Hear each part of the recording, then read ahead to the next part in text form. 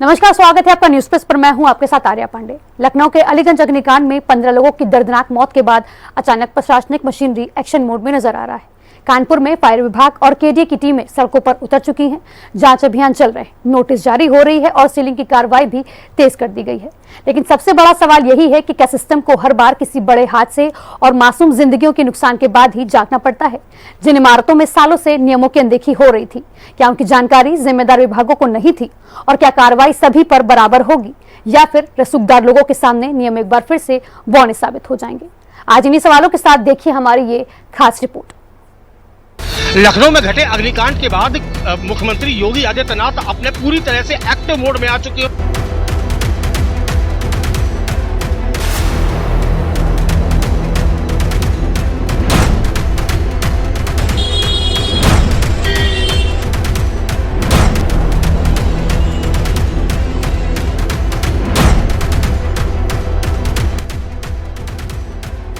लखनऊ के अलीगंज में 15 लोगों की जान जाने के बाद पूरा सिस्टम अचानक जाग गया है। कानपुर में फायर विभाग और केडीए की टीमें सड़कों पर हैं, जांच हो रही है, नोटिस बांटे जा रहे हैं और कार्रवाई के दावे किए जा रहे हैं। लेकिन सवाल यह है कि क्या सिस्टम को जागने के लिए हर बार लाशों का इंतजार करना पड़ता है? और क्या कार्रवाई सिर्फ उन्हीं पर होगी जिनकी पहुंच कम है? लखनऊ अग्निकांड में 15 लोगों की मौत के बाद अब कानपुर प्रशासन की नींद खुली है। फायर विभाग और केडीए अचानक एक्शन मोड में दिखाई दे रहे हैं। मंगलवार को कई कोचिंग संस्थानों पर ताले जड़ दिए गए, कई प्रतिष्ठानों को नोटिस थमा दिए गए और कार्रवाई की तस्वीरें भी सामने आईं। बुधवार को भी यही सिलसिला जारी रहा। फजलगंज फायर स्टेशन की टीम एफएसओ परमानंद पांडे के नेतृत्व में काकादेव कोचिंग मंडी पहुंची और सुरक्षा मानकों की जांच शुरू की। कई संस्थानों में कमियां मिली तो नोटिस जारी कर दिए गए। उधर केडीए भी शहर भर में अभियान चलाकर सुरक्षा का संदेश देने में जुटा है। लेकिन बड़ा सवाल वही है, जिन इमारतों में कमियां आज मिल रही हैं, क्या वे कल नहीं थी? अगर खतरा पहले से मौजूद था तो फिर कार्रवाई के लिए 15 मौतों का इंतजार क्यों किया गया? और अगर सब कुछ ठीक था तो अचानक ये सख्ती क्यों दिखाई जा रही है? लेकिन यही सबसे बड़ा सवाल खड़ा होता है। शहर के जिन भवनों, बाजारों और बड़े प्रतिष्ठानों को देखकर लोग सालों से सवाल उठा रहे थे, क्या वे अचानक अब जाकर प्रशासन को दिखाई दिए? बिरहाना रोड के कई बड़े ज्वेलरी शोरूम को लेकर लंबे समय से चर्चाएं हैं। आरोप लगते रहे हैं कि कई जगह बेसमेंट और अंडरग्राउंड हिस्सों का व्यावसायिक इस्तेमाल हो रहा है। बाजार में हजारों लोग आते जाते हैं, लेकिन सुरक्षा इंतजामों की जांच आखिर कब हुई? इसी तरह shopper stop, Reliance digital, Reliance trend, Zudio और DIY जैसे बड़े प्रतिष्ठानों को लेकर भी सवाल उठते रहे हैं, लेकिन कार्रवाई के नाम पर सिर्फ नोटिस। अब जरा केडीए का भी फॉर्मूला समझ लीजिए। छोटी दुकान हो तो सीलिंग, छोटा कोचिंग सेंटर हो तो सीलिंग, लेकिन बड़ा प्रतिष्ठान हो तो नोटिस और फिर नोटिस के बाद सुविधा शुल्क।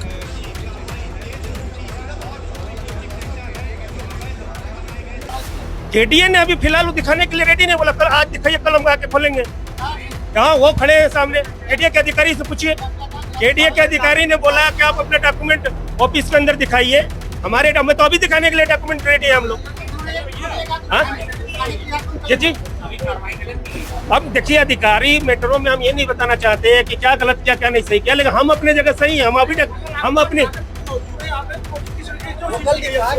अरे सील वो ये बोल रहे हैं कि आप उन्होंने बोला है कि आज की कोचिंग जो है आज बंद कर दीजिए, आप अपना डॉक्यूमेंट दिखाइए, हम खुद आके खोल के जाएंगे।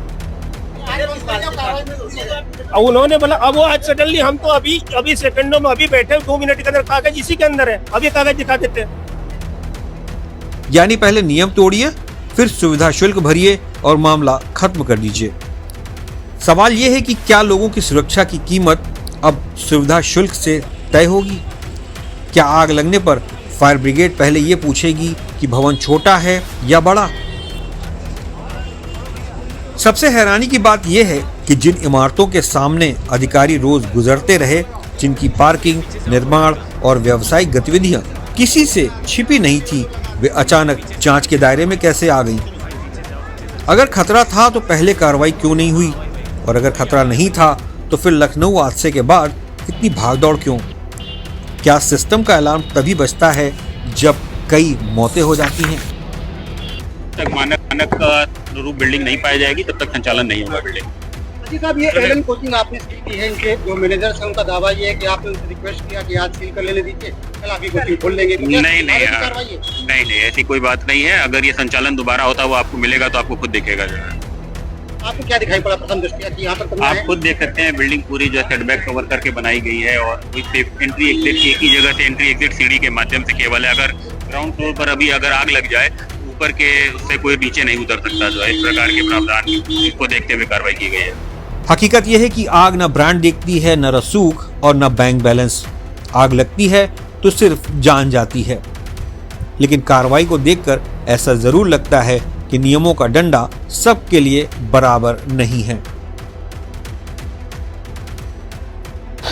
लखनऊ में हुए भीषण अग्निकांड के बाद मुख्यमंत्री योगी आदित्यनाथ की ओर से कड़े निर्देश जारी कर दिए गए और इसी निर्देश की कड़ी में लगातार जो जिला प्रशासन है, कानपुर जिला प्रशासन है, उसकी टीमें पूरी तरह से एक्टिव हो गई और आप देख सकते हैं किस तरीके की लगातार ये बड़ी कार्यवाही काकादेव क्षेत्र में की गई है।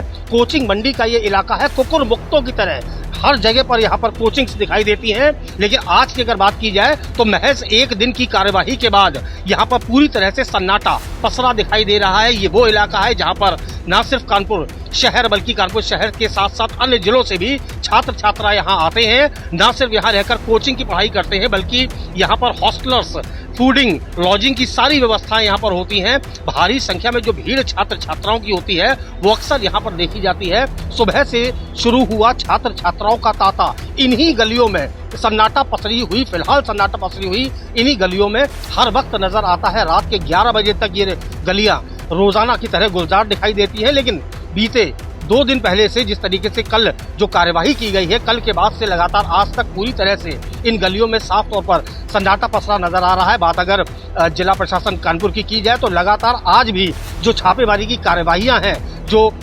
नोटिस देने की प्रक्रिया है वो लगातार जारी है। लगातार पुलिस की ओर से जो फायर विभाग है, जो केडीए प्रशासन है, नगर निगम है, जो संयुक्त टीमें गठित की गई हैं, उनकी ओर से लगातार जो नोटिस की कार्यवाही है वो की जा रही है। लगातार जो कोचिंग्स चलती मिल रही हैं उनको निर्देशित किया जा रहा है। सुरक्षा मानकों को लेकर उनके अंदर जागरूकता के संदेश दिए जा रहे हैं। उनको लगातार कहा जा रहा है कि पूरी तरह से सुरक्षा के मानकों के साथ ही वो यहाँ पर किसी भी तरह का संचालन कर सकते हैं, वरना किसी भी स्थिति में वो अपनी कोचिंग का यहाँ पर संचालन आगे नहीं कर सकते हैं। विशेषकर अगर बात की जाए तो मुख्यमंत्री योगी आदित्यनाथ की ओर से जो बेसमेंट, जो अंडरग्राउंड कोचिंग्स या बिल्डिंग्स चल रही हैं उन पर विशेष नजर रखने की बात की गई और आज लगातार जो जिला प्रशासन है वो ऐसी कोचिंग्स की ओर भी अपनी नजर बनाए हुए है जहां पर लगातार अंडरग्राउंड्स में कोचिंग क्लासेस दिए जा रहे हैं। फायर के हाइड्रेंट्स नहीं है, फायर एक्सटिंग्विशर्स नहीं है, सुरक्षा के मानक नहीं है। लगातार ऐसी कार्यवाही जो जिला प्रशासन है उसकी ओर से जारी है। अब देखना ये होगा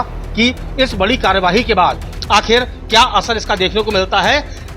लगातार 2 दिन से चल रही ये कार्यवाही महज 3-4 दिन चलकर और खत्म हो जाती है या आगे भी लंबे स्तर तक ये कार्यवाही चलती है और इसके सकारात्मक परिणाम सामने आते हैं। जनता जानना चाहती है कि सुरक्षा ज्यादा जरूरी है या फिर नोटिस और सुविधा शुल्क का खेल।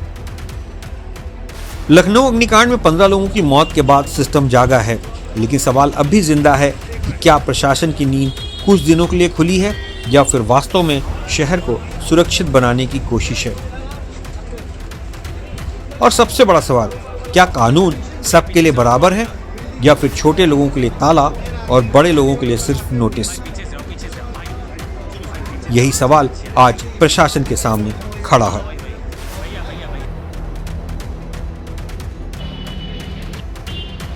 फायर अधिकारी भी यहाँ पर देख रहे हैं, साफ तौर पर देख सकते हैं कि यहाँ पर आए हुए हैं और जो कार्यवाही है वो लगातार जारी है। लगातार जो कोचिंग संचालक हैं उनसे बातचीत की जा रही है, उनसे मानकों के बारे में पूरी पूछताछ की जा रही है। जिस तरीके से मुख्यमंत्री के सख्त आदेश है उसके हिसाब से ही लगातार कार्यवाही की जा रही है। हमारे साथ फायर अधिकारी परमानंद पांडे जी मौजूद है, सर से बात करेंगे। अमित सर, किस तरीके की कार्रवाई कर रहे हैं और क्या आगे की जैसे शासन के निर्देश से श्रीमान मुख्य अधिकारी महोदय के निर्देशन में हम लोग जितने भी कोचिंग संस्थान हैं उनको जागरूक कर रहे हैं कि अगर कोई स्टेयरकेस वगैरह है तो उसको अपना क्लियर रखें, एस्केप रूट ठीक रखें, जो फायर की व्यवस्थाएं उपलब्ध हैं उसको हमेशा कार्यशील रखें। इस तरह से हम लोग लोगों को जागरूक भी कर रहे हैं।